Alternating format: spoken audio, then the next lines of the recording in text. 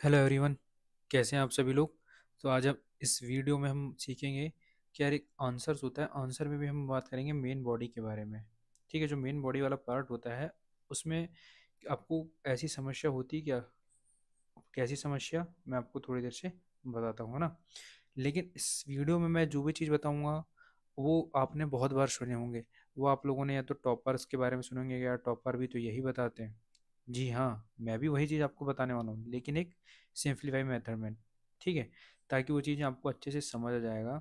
और मैं लास्ट में अपने नोट्स के थ्रू बताया कि नोट्स कैसे बनाने चाहिए जो आपको आंसर राइटिंग में हेल्प करेंगे। ठीक है, तो चलिए स्टार्ट करते हैं। और यदि आपको मेरे वीडियो से हेल्प हो रही होगी तो आप सब्सक्राइब कर सकते हैं चैनल को। ओके, चलिए वीडियो को स्टार्ट करते हैं। सबसे पहले आपके साथ कभी ऐसा होता है क्या, जैसे मान लीजिए, देखो जिन्होंने मेंस दिए चुका है या फिर उन्हें लिख चुका है तो उनके साथ तो ये प्रॉब्लम नहीं होती होगी। लेकिन जनरली जैसे जो आंसर राइटिंग करता है उनके साथ प्रॉब्लम जाती है जिन्होंने मेंस लिखा नहीं है। कैसी कैसी प्रॉब्लम? जैसे आप लिख रहे हैं, ठीक है, जैसे इंट्रो तो आपने परफेक्ट लिख दिया, ठीक है, चलो इसको याद करके हमने लिख दिया। अब जब मेन बॉडी में अपन पहुंच रहे हैं तो मेन बॉडी में क्या होता है, जैसे अपने एक पॉइंट लिख लिया।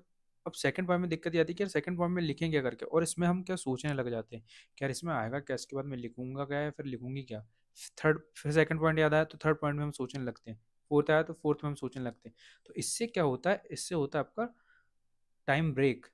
ठीक है, मतलब होता क्या है, इससे आपका टाइम मैनेजमेंट लॉस हो जाता है। कैसे? अब मान लो हमको क्या होता है, जनरली सब लोग पता है कि यार 10 मिनट, 10 मार्क का जो क्वेश्चन है होता है 150 वर्ड का, उसे हमको कब कंप्लीट करना होता है, 8 मिनट में। आइडली टाइम तो 7 मिनट का होता है, लेकिन 1 मिनट जो रहते हैं वो होते हैं फॉर्मेट के लिए, कि आप तुरंत एक फॉर्मेट फॉर्मेट कैसे बना सकते हैं। ठीक है, तो उस 8 मिनट में हमको आंसर्स भी लिखना है, ऊपर से फॉर्मेट बनाना है। तो वो कैसे आएगा? ऐसे तो नहीं आएगा कि यार अपन एक पॉइंट को लिख लिए फिर थोड़ी देर सोच लिए कि यार इसके बाद क्या आएगा, 2 मिनट फिर दूसरा पॉइंट लिख रहे हैं फिर इसमें सोच रहे हैं इसके बाद क्या आएगा। तो ऐसे में तो ये होगा नहीं। तो वो कैसे ठीक होगा? तो वो होगा कुछ अप्रोचेस से। फिर मैं वही बताऊंगा कि जो अप्रोच होती हैं, ये डायमेंशन है, आंसर कैसे लिखते हैं, ये हर एक टॉपर के बारे में बताया। मैं भी कुछ चीज़ें वहीं से लिया हूँ। ठीक है, कुछ चीज़ें मैंने अपनी तरफ से डाला हूँ। तो ऐसा ऐसा होता है ना कि जो अप्रोच होती हैं वो आपको हेल्प करती हैं। वो कैसे हेल्प करती हैं मैं आपको बताता हूँ। ठीक है, जैसे मान लो कहते हैं कि कुछ चीज़ें होती हैं, जैसे कि जैसे सामाजिक क्षेत्र हो गया। ठीक है, सामाजिक क्षेत्र में हमने अब हमने शिक्षा के ऊपर बात कर ली, स्वास्थ्य के ऊपर बात कर लिए, सामाजिक सुरक्षा के ऊपर बात कर लिए, शोषण के विषय में बात कर लिए और आइडेंटिटी के ऊपर बात कर लेते हैं। ठीक है, वैसे सेम प्रशासनिक में ये जो चीज़ें हैं ना, इनको आपको याद करना पड़ेगा। अब याद क्यों करना पड़ेगा उसके पीछे मैं आपको रीज़न बताता हूँ, है ना। कि यार सामाजिक में शिक्षा आता है, स्वास्थ्य आता है, सामाजिक सुरक्षा आती है, प्रशासनिक में डेटा, संस्थाएं, कार्यान्वयन। ठीक है, राजनीतिक भाग में नीतियां, राजनीतिक भागीदारी, आर्थिक में gainful employment, skills, capital, marketing, poverty, गरीबी के बारे में, और टेक्नोलॉजी आ गया तो उसका एक्सेस और वनरेबिलिटी और इंफ्रास्ट्रक्चर के बारे में। ठीक है, अब मान लीजिए आपके पास एक क्वेश्चन आया था ये ट्राइबल इशू के बारे में। ठीक है, ये 2022 का क्वेश्चन था। अब मान लो आपके पास ट्राइबल इशू के ऊपर क्वेश्चन आता है कि यार जनजातीय संबंधी समस्याएं कौन कौन सी होती है। ठीक है, अब आपके पास क्लूलेस है, आपको कुछ आइडिया नहीं आ रहा है क्या क्या समस्या है, लेकिन आपको ये पॉइंट याद रहेंगे। क्या सर ने तो बताया था कि यार सामाजिक क्षेत्र में हम क्या डाल सकते हैं, शिक्षा, स्वास्थ्य, सामाजिक सुरक्षा और शोषण और आइडेंटिटी के बारे में उनकी। तो अब देखिए, अब मान लो ट्राइबल इशू से क्वेश्चन आता है, आपको कुछ याद नहीं आ रहा है, तो आपने इसका फैक्टर बना दिया गया सामाजिक क्षेत्र से समस्याएं। सामाजिक क्षेत्र की समस्या कौन सी होगी? शिक्षा की, कि उनको शिक्षा अच्छे से नहीं मिल पा रहा है। स्वास्थ्य, स्वास्थ्य क्षेत्र उनको अच्छे से नहीं मिल पा रहा है। सामाजिक सुरक्षा, है ना, मतलब अल्पसंख्यक बहुसंख्यक के बीच विवाद उत्पन्न हो जा रहे हैं जिससे इनकी क्षति हो रही है, कि इनको ट्राइबल इशू वाले को ट्राइबल इशू जनरेट हो जा रहा है। ठीक है, सेम वही शोषण के द्वारा उनको शोषण हो रहा है। ठीक है, उनकी आइडेंटिटी नहीं है। तो ये पॉइंट आपके पास जनरेट हो गई, तो सोचो आपको सोचने का टाइम भी नहीं मिलेगा। आपके पास ये पेज है, यदि ट्राइबल इशू के क्वेश्चन आता है, इंट्रो तो आपने लिख लिया, ट्राइबल कर मेन बॉडी स्टार्ट करते हैं कि यार याद नहीं आ रहा आपको क्या लिखना है। सर ने बताया था कि सामाजिक क्षेत्र में स्वास्थ्य के बारे में बता दिए, शिक्षा के बारे में बता दिए, है ना, सामाजिक सुरक्षा के बारे में बता दिए, शोषण के बारे में। देखो कितने पॉइंट आपके जनरेट हो गए। ठीक है, और ये एक ही नहीं है, इसी से हम बहुत सारे पॉइंट जनरेट कर सकते हैं। यदि आपको क्वेश्चन आ गया 150 वर्ड का, तो कुछ पॉइंट जहाँ के याद आ रहे हैं आपको, मान लीजिए सामाजिक याद आ रहा है, प्रशासनिक आ रहा है, आर्थिक, तो आप ये डाल सकते हैं। अब यदि 250 वर्ड का पूछ लिया तो ये सारे पॉइंट डाल सकते हैं। जैसे वही प्रशासनिक, क्या उनको डाटा हमको इकट्ठे नहीं मिल पा रहा है, उनके लिए संस्थाएं नहीं बनी है सही। ठीक है, उनका कार्यान्वयन अच्छे से नहीं हो पा रहा है, फिर राजनीतिक उनकी नीतियां बनाने में कमजोरी है, राजनीतिक भागीदारी नहीं हो पा रहा अच्छे से, है ना। तो ये सब चीज़ें डाल सकते हैं। उनका टेक्नोलॉजी में एक्सेस कम कर पा रहे हैं, इंफ्रास्ट्रक्चर की कमी है, पुअर्टी गरीब है, स्किल्स नहीं है, ठीक है। तो ये तो आपको ये वाला पार्ट हो जाएगा कि यार ये क्वेश्चन हर में आ गया। जैसे मान लीजिए ट्रांसजेंडर के ऊपर आ गया, तो ट्रांसजेंडर के ऊपर भी ये डाल सकते हैं कि ट्रांसजेंडर को शिक्षा की समस्या होती है, स्वास्थ्य की समस्या है, उनको समाज में सामाजिक सुरक्षा, उनको सामाजिक दर्जा नहीं दिया जाता अच्छे से, ठीक है। तो ये पॉइंट आप उसमें डाल सकते हैं, है ना। ये हो गया आपका कौन सा, ये वाला अप्रोच हो गया कि आपको ये वाले पॉइंट आपको याद होना कौन से, सामाजिक, प्रशासनिक, राजनीतिक, आर्थिक और तकनीक, तकनीक वाले, ठीक है। उसके अंदर ये जो पॉइंट है ना, इनका स्क्रीनशॉट ले लीजिएगा और ये फिर अपने इसमें लिख लीजिएगा इनको। क्या सामाजिक का क्वेश्चन पूछ, सामाजिक के बारे में यदि आया तो हमको शिक्षा, स्वास्थ्य और सामाजिक सुरक्षा इनके बारे में बात करना है। राजनीतिक आया तो नीति, राजनीतिक भागीदारी की बात करना है ना।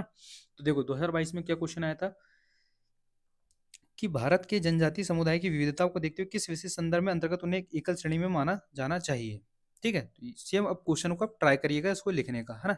ये एंगल में, ये एंगल में, ये एंगल में और ये एंगल में, ठीक है। अब बात करते हैं एथिक्स में। कई लोगों को एथिक्स में वो प्रॉब्लम जाती है। तो देखो आपके पास ये क्वेश्चन है, ठीक है। क्वेश्चन क्या है कि सभी मानव सुख की आकांक्षा करते हैं, क्या आप इससे सहमत हैं? आपके लिए सुख का क्या अर्थ है, ठीक है। उदाहरण करते हुए स्पष्ट कीजिए। अब स्टॉप करिएगा वीडियो को और ट्राई करिएगा क्वेश्चन को लिखने का, है ना। उसके बाद मैं जो अप्रोच बताऊंगा उस अप्रोच से करना, तो आपको कितना इजी पड़ेगा, है ना। तो स्टॉप करो, पहले तो लिखने का ट्राई करो कि यार मैं इसको लिख कैसे सकता हूँ, कौन सी अप्रोच इसमें आ सकती है, उसके बाद मैं बताता हूँ आपको, ठीक है। आई होप आपने लिख लिया होगा। तो चलिए स्टार्ट करते हैं, ठीक है। देखो ये होती है लेवल वाली अप्रोच, ये भी बहुत सारे टॉपर ने बताया, मैंने भी वहीं से लिया हुआ है। अब उन्होंने क्या बताया है, देखो होता क्या है, जैसे मान लो सुख की आकांक्षा करते हैं, ठीक है। अब सुख, सुख की आकांक्षा मतलब आपके लिए एक तो व्यक्तिगत सुख होगा, इंडिविजुअल सुख, ठीक है। अब इंडिविजुअल सुख में क्या आ जाएगा कि यार आप सेल्फ मोटिवेशन, ठीक है, सेल्फ हैप्पीनेस, ठीक है। ये हो गया व्यक्तिगत सुख। ये जैसे मैंने यहाँ पे बताया कि व्यक्तिगत स्तर में कौन से हो गई, self, self goal, time management वगैरह, ठीक है। अब ग्रुप लेवल, ग्रुप लेवल में अपन खुश कब रह सकते हैं, मान लो अपने फैमिली, यदि फैमिली खुश रही तो हम खुश हैं, ठीक है। अब सामाजिक स्तर में कैसे, मान लो समाज, समाज में अभी देखा जाए कि जाति व्यवस्था बहुत बुरी तरीके से फैली हुई है ना, कास्टिज्म बहुत फैला हुआ है।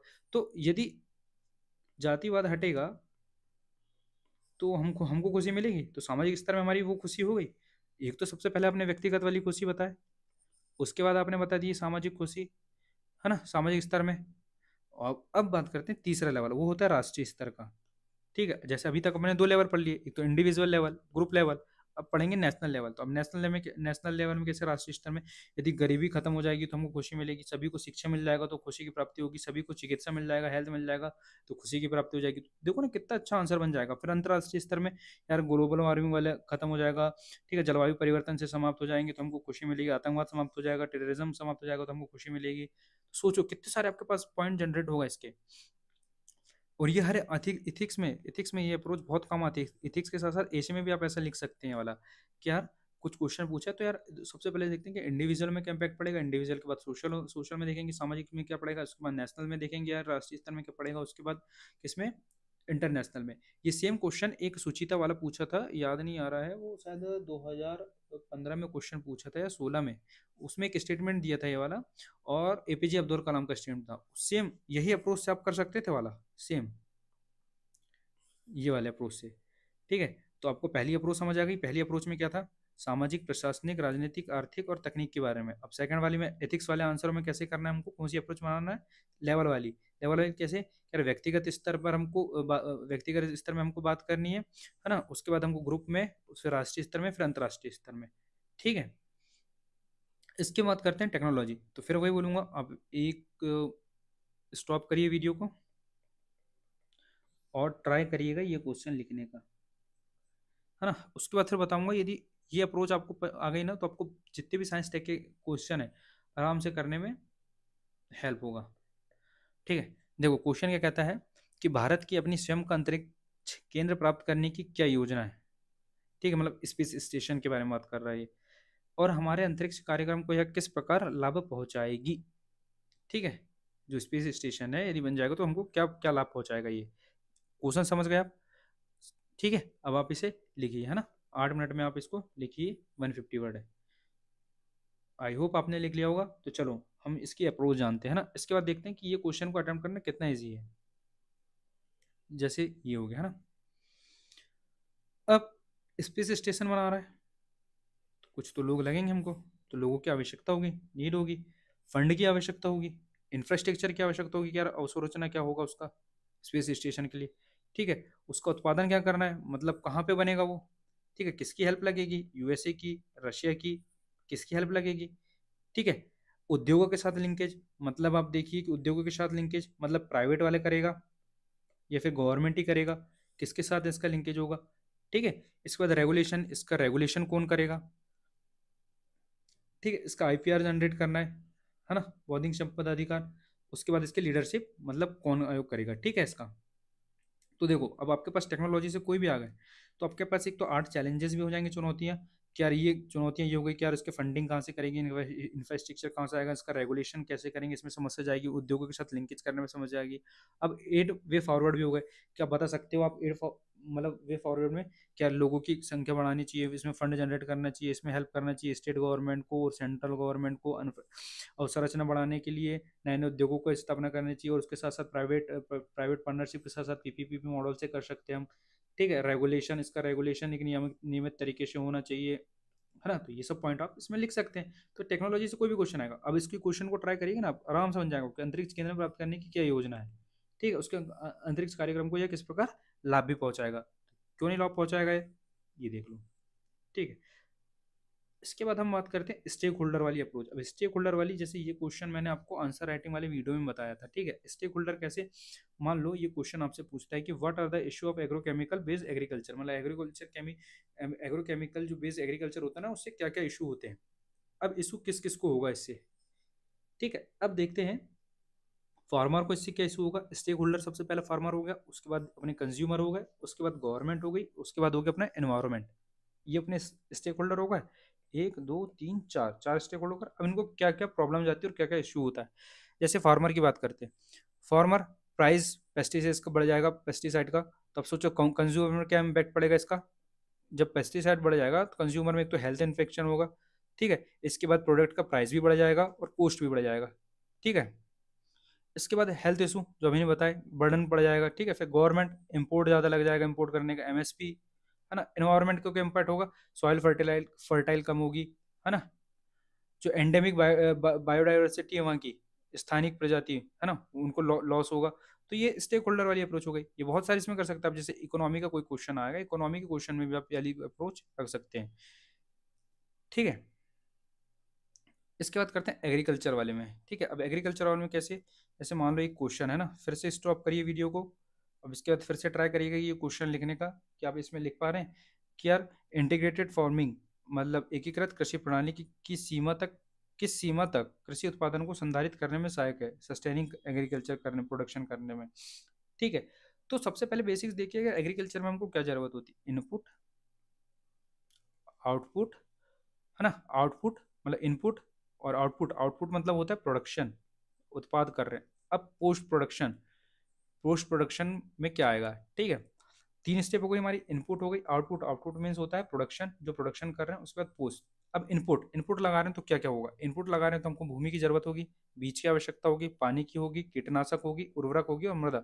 अब क्वेश्चन एग्रीकल्चर से कोई भी आए, किसकी आपको आवश्यकता होगी, तो इन चीजों की आवश्यकता होगी आपको इनपुट में, भूमि की, कीटनाशक की, फर्टिलाइजर की। ठीक है, अब उत्पादन, उत्पादन में काय काय का उत्पादन करेंगे आप, फसल का करेंगे, मत्स्य पालन का करेंगे, वानी का करेंगे, बागवानी का करेंगे, पशुपालन का, तो ये उत्पादन हो गया आपका।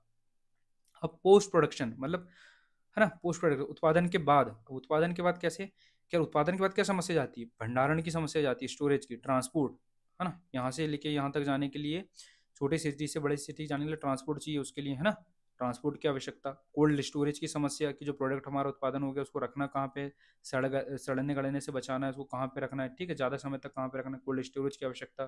ठीक है, मार्केट प्राइसेस की, कभी डाउन हो गया, कभी बढ़ गया। ठीक है, उसकी प्रॉब्लम, खाद्य प्रसंस्करण, food processing, food processing unit को कैसे मजबूत करना है। तो सोचो, आप जब को आपको यदि ये सब पॉइंट याद रहेंगे आपको, ये पॉइंट तो आंसर आप कितने जल्दी लिख लेंगे, आपको सोचने की जरूरत भी नहीं पड़ेगी। देखो ना, जैसे स्टेक होल्डर वाली क्वेश्चन, यही क्वेश्चन आ गया आपको, स्टेक होल्डर पता है यार, फार्मर, कंज्यूमर, गवर्नमेंट, एनवायरमेंट, किसको इम्पैक्ट पड़ेगा, ये पॉइंट याद है, आराम से आप आंसर लिख लेंगे। सेम वैसी टेक्नोलॉजी वाले में ये चीज आपको याद है, कैसे फंड जुटाए जाते हैं, तो कितने जल्दी आप याद कर लेंगे, है ना। ये पॉइंट आपको याद है तो कितने जल्दी आप याद कर लेंगे।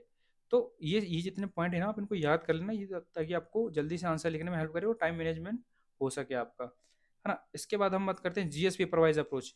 ये तो सबको पता रहती है कि यार आपका जो सिलेबस है यूपीएससी का, जैसे सबसे पहले जीएस में हिस्ट्री है, सोशल है, मतलब इंडियन सोसाइटी है, ज्योग्राफी है, तो इनके पॉइंट याद कर लो। कोई भी क्वेश्चन आया, जैसे क्रिप्टो करेंसी आ गया, क्रिप्टो करेंसी के ऊपर कोई क्वेश्चन आ गया, तो उसका हिस्टोरिकल बैकग्राउंड क्या है, कब स्टार्ट हुआ, है ना, उसका सोशल इंडियन मतलब सोसाइटी में क्या इम्पैक्ट पड़ेगा इसका, ज्योग्राफी मतलब कहाँ कौन कौन से क्षेत्रों में लागू है ये, है ना, इंडिया में लागू है कि नहीं लागू हुआ है, और उससे इम्पैक्ट क्या पड़ेगा, पॉलिटिकल, इसका पॉलिटिकल राजनीतिक क्षेत्र में कैसा योगदान हो सकता है, ठीक है, आई आर इंटरनेशनल रिलेशन में इसका क्या होगा, फिर गवर्नेंस में, ई कॉमर्स में, ठीक है, इकोनॉमिक्स में, इन्वायरमेंट में क्या इम्पैक्ट, है ना, इन्वायरमेंट में क्रिप्टो करेंसी का ज़्यादा यूज़ होगा, काय का कंप्यूटर हो वगैरह का, कितनी ज़्यादा बिजली यूज़ होगी, इम्पैक्ट पड़ेगा, ठीक है ना।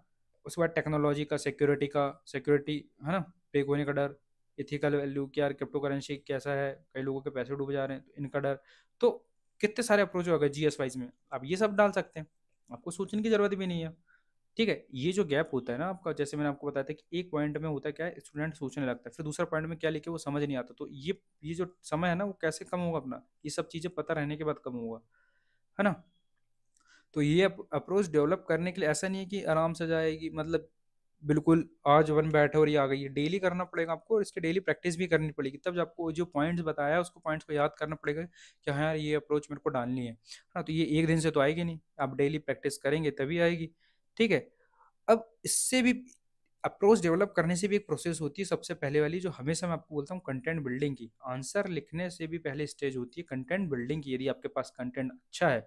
जैसे ये अप्रोच सामाजिक क्षेत्र में या शिक्षा क्षेत्र में मैं जो बताया था, जैसे देखिए ये ये तो मैंने बता दिया, इसके अंदर का डाटा है क्या आपके पास, सॉरी,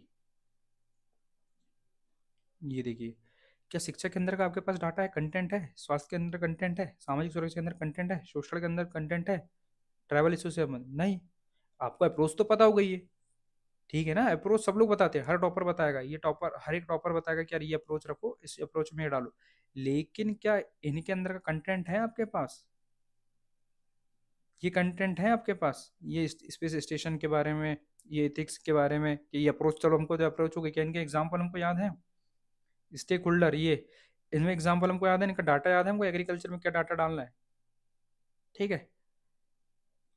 तो सबसे पहले होता है अपने नोट्स में, मतलब कंटेंट बिल्डिंग का, आंसर राइटिंग से। तो कंटेंट कैसे डेवलप करते हैं मैं अपने नोट्स के थ्रू बताता हूँ, ठीक है। जैसे मान लीजिए लाल डलहौजी, जैसे हिस्ट्री की बात करते हैं, डलहौजी के ऊपर क्वेश्चन आता है कि उसने आधुनिक भारत की नींव कैसे रखी। अब मेरे इसके नोट्स बताता हूँ आपको कि नोट्स कैसे हैं, ठीक है। अब देखिए, डलहौजी के ऊपर मैंने क्या बताया, क्या सबसे पहले प्रशासनिक सुधार के बारे में, क्या डॉक्ट्रिन ऑफ लैब्स की नीति को बनाई गई थी, ठीक है, नॉन रेगुलेटर सिस्टम बनाया था इसने, टेलीग्राफी सिस्टम बना दिया था, और इसने सड़क पुल और उत्खनन कार्य के लिए सेवा निर्माण विभाग की स्थापना की थी, ठीक है। तो ये उसके प्रशासनिक सुधार में डाल दिया। तो ये जब मेरे नोट्स में ऐसे पॉइंट लिखे हुए हैं, बुलेट वाले पॉइंट, ये तो ये सेम मैं आंसर में डालने का काम करूंगा, तो मेरे को कितना ईजी पड़ जाएगा, मेरे को बस बुलेट पॉइंट याद करने पड़ेंगे ये वाले, ठीक है। कि प्रशासनिक सुधार पूछा तो प्रशासनिक सुधार मेरे को ये डाल लेने का है, ठीक है। अब सैनिक सुधार पूछा तो सैनिक सुधार में विदेश भेजा गया है ना, जो भारतीय सैनिकों को प्रशिक्षण के लिए, फिर अंग्रेज सैनिक और भारतीय सैनिक में संतुलित स्थापित करने के लिए तोपखाने कोलकाता में मेरठ स्थानांतरित किया गया था। तो इस समय से आप बता सकते हैं। समाज सुधार के बारे में क्या किया था उन्होंने, डलहौजी ने कन्या भ्रूण हत्या पर रोक लगाई थी, विधवा पुनर्विवाह का अधिनियम पारित किया था, ठीक है, विधवा महिला दोबारा शादी कर सकती थी, ठीक है, मध्य प्रांत में गौड़ जनजाति में नरबली प्रथा पर रोक लगाई गई। तो देखो, ये आपके पास पॉइंट है, तो ये सब आंसर में आप लिख सकते हैं। यदि सामाजिक सुधार के बारे में पूछा तब ये पॉइंट डाल सकते हैं। वही बताया ना, देखो वही बताया था मैंने आपको कि अप्रोच तो आपके पास पता होगी कि यार सामाजिक क्षेत्र में क्या है, प्रशासनिक क्षेत्र में क्या है, आर्थिक क्षेत्र में क्या है, पर उसके पास कंटेंट ही नहीं होगा। कंटेंट मतलब ये अंदर वाला कि यार ये डेवलप किया गया था, तो ये नहीं होगा आपके पास, तो आप कैसे लिखेंगे आंसर, है ना। परिवहन क्षेत्र में जैसे रेल परिवहन, ये परिवहन, ठीक है। शिक्षा सुधार में क्या किया था, तो ये सब है। उसके बाद ये कंक्लूजन हो गया। तो ऐसी अप्रोच आपको डेवलप करनी पड़ेगी। ये हिस्ट्री के साथ मैंने नहीं किया, ये हर एक सब्जेक्ट के साथ किया हुआ है। जैसे पानीपत के बारे में पूछा हुआ था ना क्वेश्चन उन्होंने, है ना। तो पानीपत के बारे में पूछा तो उसका भू राजनीतिक कारण कि हर हर मतलब बहुत सारी लड़ाई पानीपत में ही क्यों लड़ी गई थी, उसका रीजन जैसे ये हो गया, भू राजनीतिक कारण क्या था, है ना। उसके बाद रणनीतिक कारण कौन कौन से तो होगा, तो ये शॉर्ट में नोट्स बन गए इसके, ऊपर से कंक्लूजन भी, और ये इंट्रो में, तो इंट्रो ये हो गया मेरा, ये मेन बॉडी हो गई, और ये कंक्लूजन, इंट्रो मेन बॉडी और कंक्लूजन, ये फॉर्मेट में आपको बनाने हैं। ठीक है। अब जैसे फिर 1857 क्रांति, असफलता के क्या कारण थे, शॉर्ट में बन गया। पतन के बाद दमन के बाद परिवर्तन क्या हुआ था, क्या क्या, यदि 1857 क्रांति हो गई, उसके दमन हो गया, उसके बाद क्या क्या परिवर्तन हुआ था। ठीक है। ईस्ट इंडिया कंपनी समाप्त हो गई थी, उसकी जगह गवर्नमेंट ऑफ इंडिया 1858 आया था, क्राउन का रूल किया था, शॉर्ट में बिल्कुल। ठीक है। सीओडी और बीओसी समाप्त करने की जगह हो गई थी, सेक्रेटरी ऑफ स्टेट आ गया था, भारतीय सेना का पुनर्गठन हो गया था। तो ऐसे शॉर्ट में आपके पास नोट्स होंगे, तो यही बुलेट पॉइंट आप आंसर में लिखने का प्रयास करेंगे। ठीक है। अब उसके बाद जैसे ज्योग्राफी की बात करता हूँ मैं, है ना।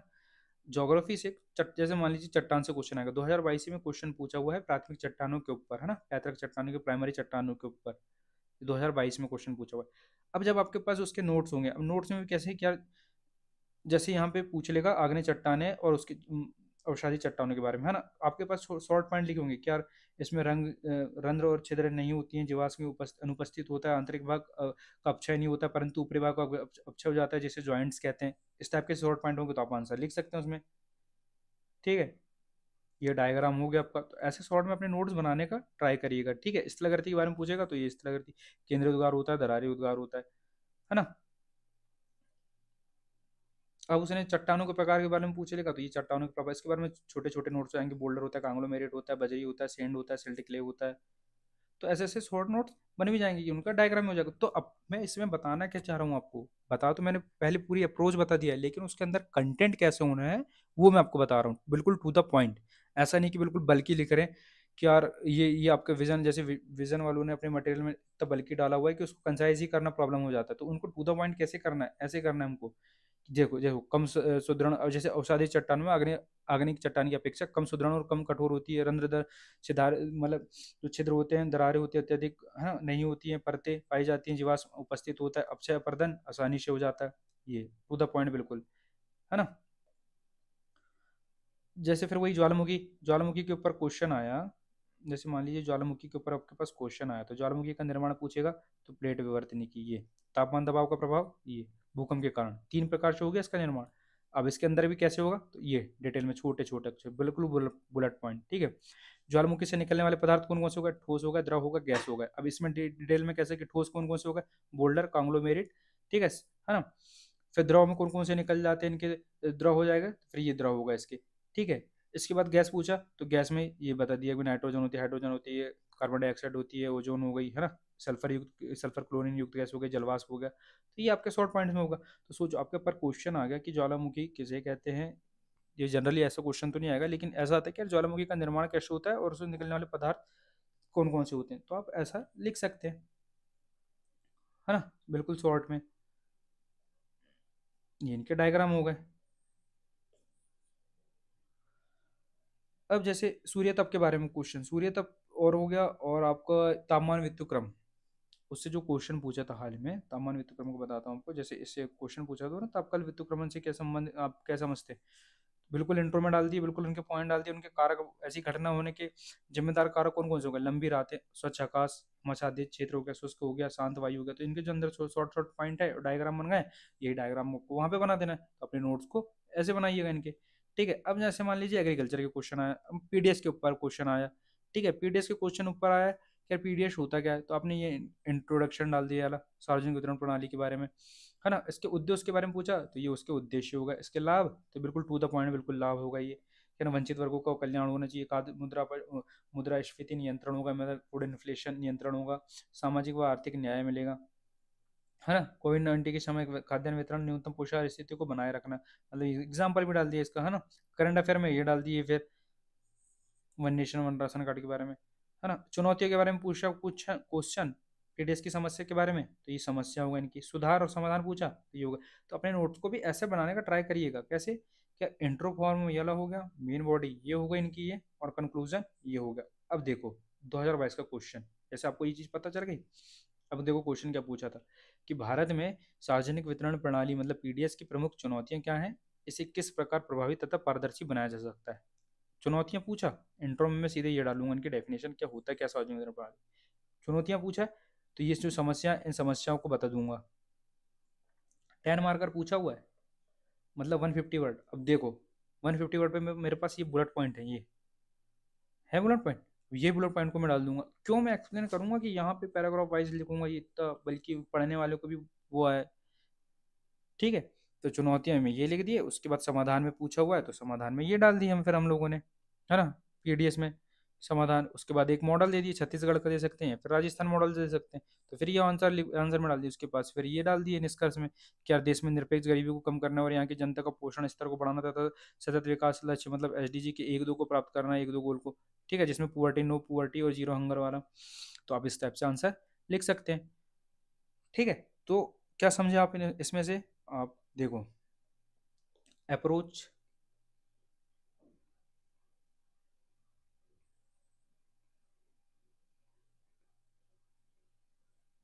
उसके बाद आपने अप्रोचेस सीखे। अब अप्रोचेस में क्या क्या सीखे आपने, क्या मेरे को कोई भी आंसर आएगा, सामाजिक,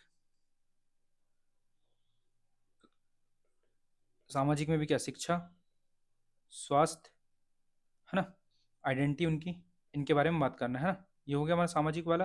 अब आ जाएगा आर्थिक, उसके बाद आ जाएगा राजनीतिक, प्रशासनिक, तकनीकी। इस क्षेत्र में सोच लिया हमने, एक अप्रोच ये वाली हो गई। सेकंड अप्रोच हमने कौन सी सीखे थे, एथिक्स वाली। यार एथिक्स में कभी भी क्वेश्चन आया तुमको किस टाइप का सोचना है, जैसे सुख वाला क्वेश्चन तो हमने बोले थे उसमें कि उसमें लेवल वाली अप्रोच। लेवल में कैसी, सबसे पहले इंडिविजुअल वाली कि व्यक्तिगत स्तर पर क्या सोचे, उसके बाद सामाजिक स्तर पर, है ना, उसके बाद हमने क्या सोचे थे, उसके बाद सोचे थे नेशनल, नेशनल लेवल में, राष्ट्रीय स्तर में। इसके बाद हमने इंटरनेशनल लेवल में देखे थे। ठीक है, 2-3 क्वेश्चन आए हाली, ये 2-3 क्वेश्चन आए एथिक्स के। यदि आप ऐसी अप्रोच का यूज करते ना तो आप आंसर आराम से लिख लेते इसके। ठीक है, अब थर्ड अप्रोच कौन से पढ़े थे हमने, थर्ड अप्रोच हमने पढ़े थे, थर्ड अप्रोच हमने पढ़े थे लेवल, सॉरी, स्टेक होल्डर, है ना। पढ़े थे ना स्टेक होल्डर कौन कौन से, फॉर्मर, कंज्यूमर, इन्वायरमेंट, गवर्नमेंट। ठीक है, स्टेक होल्डर वाली अप्रोच। तो इस अप्रोच के साथ साथ आपके नोट्स कैसे बनाना है उससे मैंने डिस्कस किया था कि यार नोट्स बिल्कुल टू द पॉइंट होने चाहिए, इंट्रो, मेन बॉडी और कंक्लूजन फॉर्म में होना चाहिए, ताकि वो आपको आंसर लिखने में हेल्प करे। ठीक है, तो आई होप आपको समझ आ गया होगा और क्लियरिटी आई होगी, और आप एक बार ट्राई करना आंसर्स लिखने का, जो मैंने बताया ना कि जिस फॉर्म में लिखना है, और जो अप्रोचेस बताई उस अप्रोचेस से लिखने का ट्राई करना, फिर मुझे बताना। ठीक है, कमेंट करके। आई होप आपको बहुत सारी चीज़ें क्लियरिटी होगी, समझ आ गया होगा। यदि पसंद आया होगा वीडियो तो लाइक कर देना और सब्सक्राइब कर देना, और यदि कोई डाउट होगा तो आप मुझे कमेंट करके बता सकते हैं। ठीक है, थैंक यू।